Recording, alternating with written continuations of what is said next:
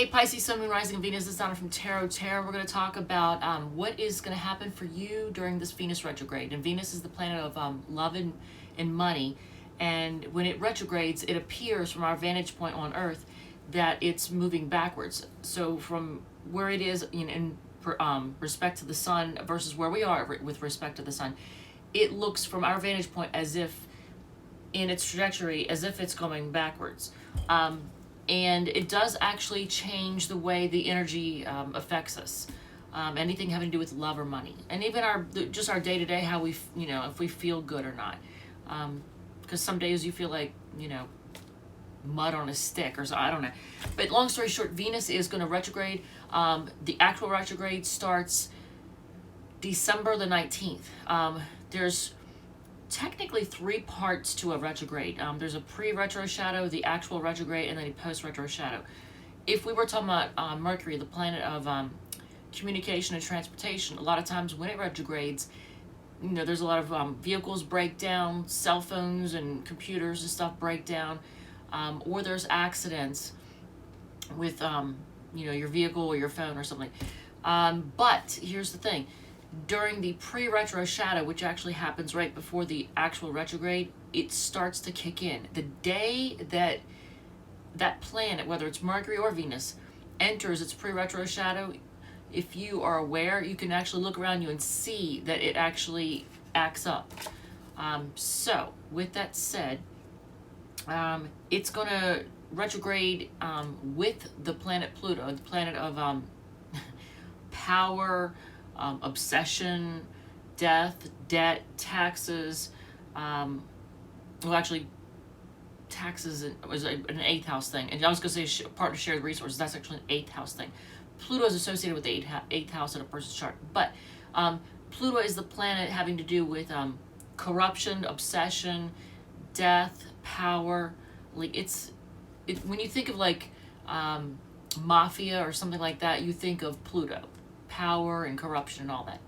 So Venus is going to be with Pluto when it stations. It's actually with Pluto right now. It's going to station. It's slowing down to do its station. It's going to stick around and hang out with Pluto for a little bit. Then it's going to retrograde and still be with Pluto for a little bit. So anything having to do with love or money, just notice that it's going to be it's combining with obsession, combining with corruption, combining with power. Like you put the two together. So love and money and everything having to do with Pluto, they're together right now. So they're affecting each other. So it happens for Pisces. It's going to take place in Capricorn, which is your 11th house. 11th house is, the things are associated with the 11th house are friends, groups, associations, hopes, dreams, and wishes. So you want to keep that in your mind as you think, okay, this retrograde, which flip-flops the energy of and the effect of a planet. During Mercury retrograde, the planet of communication, transportation, there's miscommunication. Well, during Venus retrograde, people don't feel as loving. People don't feel the love as much. Relationships kind of get chilly.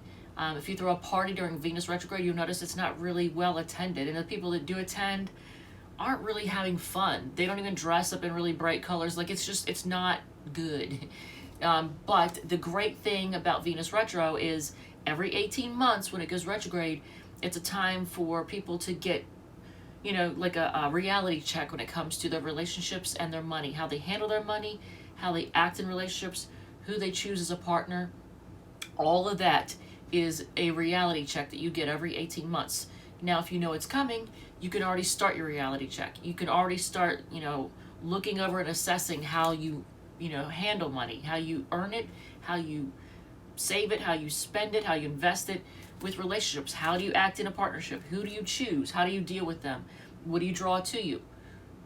What do you put out and what you are willing to take on?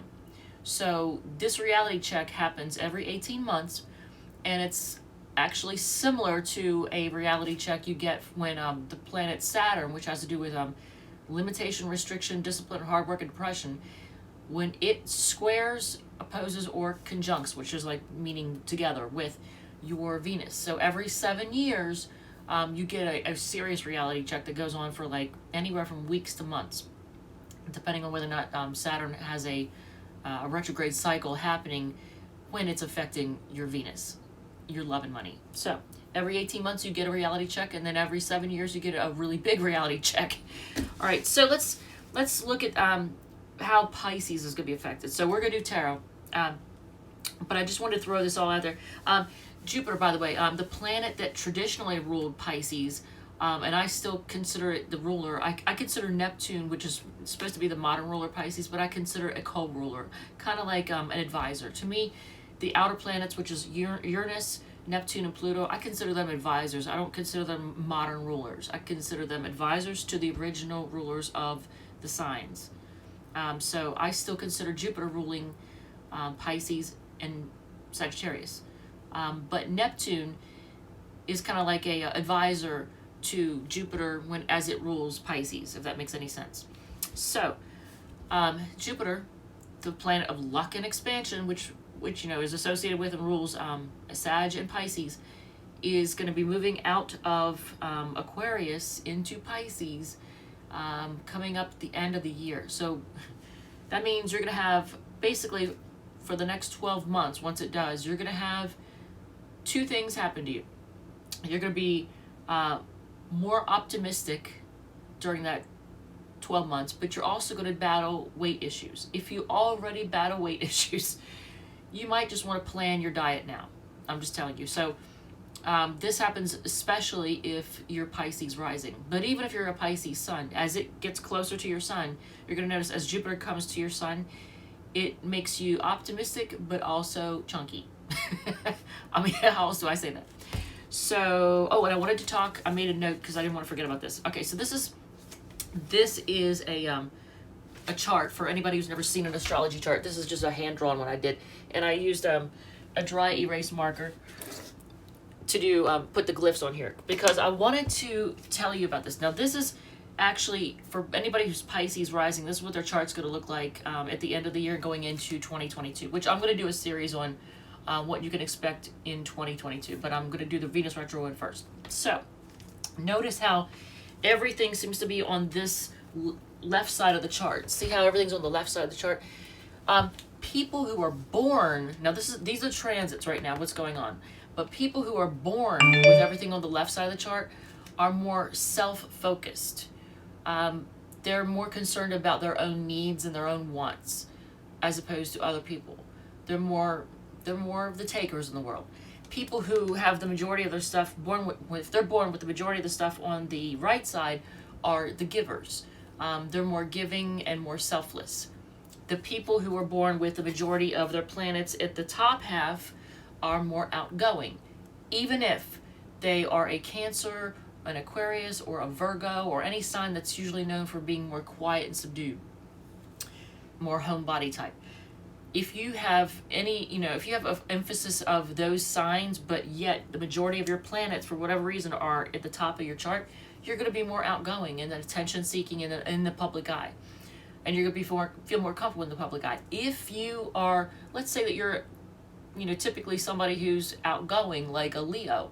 Leos are known for being, attention-loving, the life of the party. Think of fire signs in general. The Aries, Leo, and Sagittarius. Those are considered the, fire signs. They're usually lively, energetic, especially Leo. But let's say that you have, planets in signs that would normally suggest that you're outgoing, but you have majority of your planets all down here.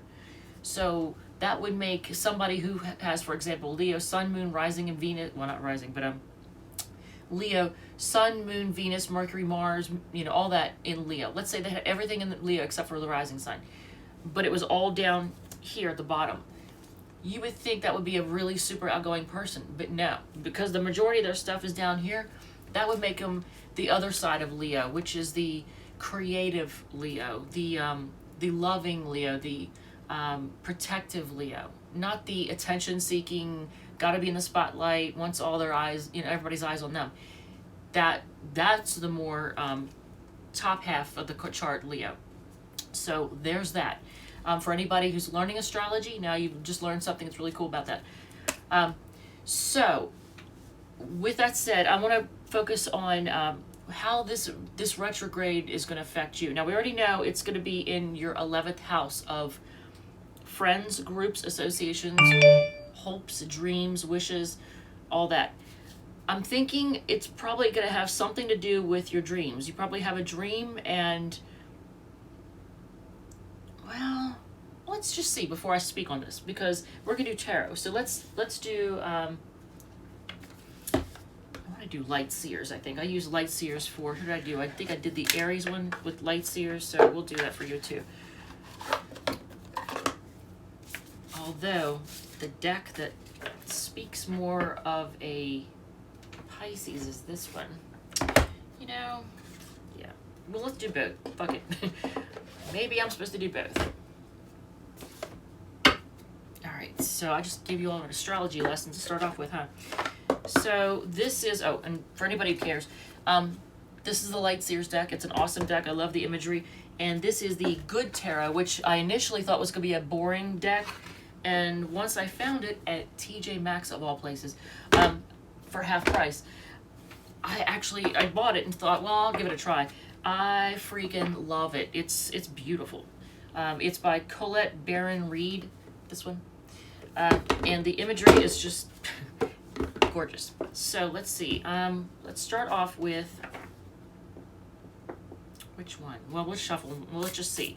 So Pisces, how is your Venus retrograde gonna go? Let's see what comes up. Is it gonna be about communication? Is it gonna be about love, emotional satisfaction? Is it gonna be about money? Or is it gonna be about your passions and action? Because wands are action and passion. Cups are emotional fulfillment. Swords are mental activity, you know, thinking, communication. And then pentacles is money and things of, you know, stability and resources and all that. Practical stuff. Work, you know. Okay. These cards are huge. Okay, so we'll go by the bottom of the deck to give us an idea. So we've got the moon, which is technically a Pisces card. Now in astrology, the moon rules Cancer, but in tarot, the moon is a Pisces card. And then you have the 7 of Cups, or no, the 9. Oh God. Oh, I like that. Okay, so let's see what. Okay, let's see what the 9 of Cups is all about, because this is like wish fulfillment, like what you always want. And didn't we say, you know, hopes, dreams, wishes? So let's take a look. With this deck, what is your Venus retrograde going to be like? Okay, you got the 9 of Pentacles, which is, everybody says that's the slowest knight in the deck. You have the Hierophant, which is commitment. The Emperor, which is bossing up. The Empress. Look at all these major arcana coming out. The Hierophant, the Emperor, and the Empress. And interestingly, they're 5, 4, and 3. And this is well shuffled, so I don't know what's up with that. You know what? 5, 4, 3, 2, 1, like, go. That's what just came to my mind, is like, are you ready for things to go? Are you ready for, like, it's a countdown. Like, are you ready to start something? And the 10 of Wands, which is burden. So the 9 of Cups, something about wish fulfillment, but it takes a long time, but you're committed to whatever it is. And it might have something to do with you being a boss, bossing up in some way. I will say this, with Pisces, usually Pisces are the givers. You all are usually the, you know, normally the absolute sweethearts are who are the givers, unless you have a lot of stuff in Aries, which is right next door to Pisces. But normally Pisces are known for being loving and giving. Right now, the transits have everything on this side of the chart for you all, which makes you all, yeah, I got something in my mouth, which makes you all more inclined to be bossing up right now and growing a backbone. And congratulations, because that's awesome. You don't want to let people walk all over you now. So here's the Empress. You might be birthing something, whether there could be a pregnancy, but it could be that you're doing something, you're putting something into motion that makes you very, very happy. But there's going to be a lot of work involved. So it could be a business. You could be starting a business. You could be undertaking something, doing something that makes you very happy. Or maybe something you've been wanting to do for a long time. So let's see with this deck what it's showing. The 7 of Air, that's like the 7 of Swords. Now in this deck it's a little different. Oh, this is such a beautiful deck. I never grow tired of how gorgeous this thing is. All right, so let's just move my my Fang cup. I'm trying to stay hydrated because it's wintertime and you don't really like think to drink water as much, so you get dehydrated more often. All right, so the 7 of Air is like the 7 of Swords, but in this deck it's not so much the sneaky, shady person as much as it's wearing a mask, almost like, look at her and see how she looks like she's wearing a mask, right? Doesn't she? Do you see it? Okay, like Zorro's mask or something. But the Empress card is out here again. So once again, this has something to do with growing something, nurturing something, being a nurturer. Your emotions might be, let's see, King of Air, you got 7 of Air, and then you have the Patience card, which is like Temperance. And then you have the 5 of Fire, which is like the 5 of Wands. So this is like putting a lot of energy into something and not really letting people know what you're up to. I like this. I love that you have the Empress card in both. That is freaking awesome. So there's something going on in your life where you're working on something, but you're not really spilling the beans to everyone about it. You're working on it, putting a lot of energy into it to see it grow. And it has something to do with, because the King of Air is like the King of Swords, so this may require learning something or becoming very knowledgeable about something, but you're willing to be patient. So this is freaking awesome. I love this. I don't want this to be an incredibly long read because people get bored, especially if you're a Pisces with Venus and Aries. You're going to be like, just get to the point. I just did the Aries read, and that freaking thing was 31 minutes. I did not mean for it to go to 31 minutes. We're doing Taurus next, so I don't need to roll the die for that. But let me just see something here. Let me speak on. So is that a 9? Yeah, that's a 9. And okay, so that's 9th house is, and the moon again. So emotions, emotional fulfillment. So if there's something that you feel very strongly about, your beliefs, you have something that you believe very strongly about, it's very near and dear to you, expect that to somehow come up in some way or be maybe challenged, possibly, during this Venus retrograde. So don't be surprised. It could, whether it's your religious beliefs, your political beliefs, your beliefs about, you know, I don't want to say the controversial words, because if I say those words in a YouTube video, somehow the algorithm will pick up on them and then almost like shadow ban my video. But let's just say there's certain very, very controversial things that we all have, you know, beliefs. What the hell is in my mouth? Linked. So something's very controversial, whether it's, you know, politics or religion or some particular controversial subject that you feel very strongly about. It could even be animal rights. I mean, it could be anything. But expect somehow your beliefs to get challenged, or someone try to challenge you on your beliefs in some way. So just be ready for that. And I think that's it. Oh, 5 cards. Or yeah, 5 cards. Normally it's 6. Okay, so we're just going to do 5 cards. Donna's Destiny. And then we will do Taurus. If you're dealing with someone who's a Taurus, feel free to sit in on that read. Or if you have Taurus placements, because, I mean, you know, Taurus is just 2 signs away from Pisces, right? So let's see here. But I like this. So there's going to be, so Venus retrograde normally can be snafus. Fuck a duck, what is going on? Snafus with love and money. And since it's in your 11th house, don't loan money to friends or pretty much anyone that's like a friend or an associate or somebody you don't know that well. You're not like, it's not like, brother, sister, mom, dad, son, daughter, or partner. 11th house is like, kind of distant. So you're not that connected. Don't loan money to them because you won't get it back. So, don't invest your money in any kind of schemes or anything that a friend brings to you, because even though you love your friends and they may mean well, you'll end up losing money. If you're going to be upset if you do.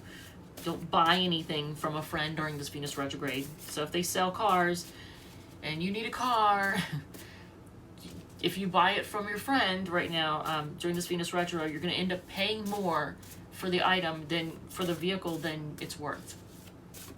All right, so 6 cards, 5 cards, we'll do 6, fuck it. So somebody wants to start a family with you. It says they want to start a family with you. You're getting a raise. Okay, that is good. You are getting a raise. I like it. Lots of money coming. Oh, man. They are not letting you go, and then apply for it. So if there's something that, I'll raise, or a new job, or if there's a, a love situation, it says text them also. So if it's, and then lighten up at the bottom of the deck. So if you've been too serious, lighten up. So Pisces, Sun, Moon, Rising, and Venus, I hope this has given you some kind of clarity. If it resonates at all, feel free to hit please hit like, and share, subscribe, whatever.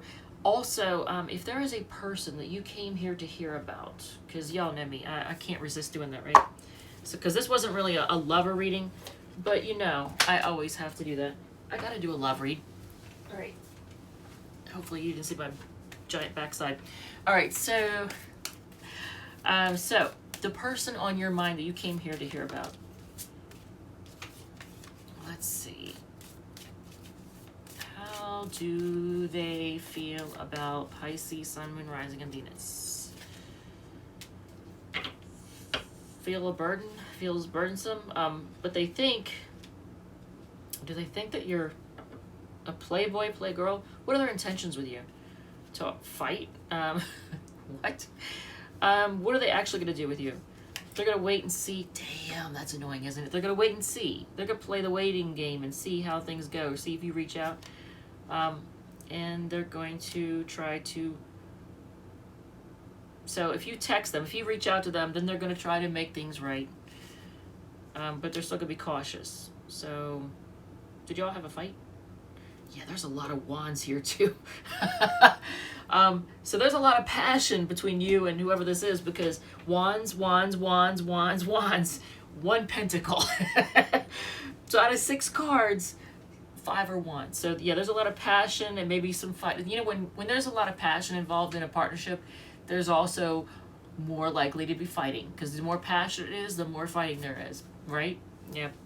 All right, so Pisces, I hope this gave you some kind of clarity. If it has, please hit like, and I will see you all in the next read. All right, thank you, love you, bye.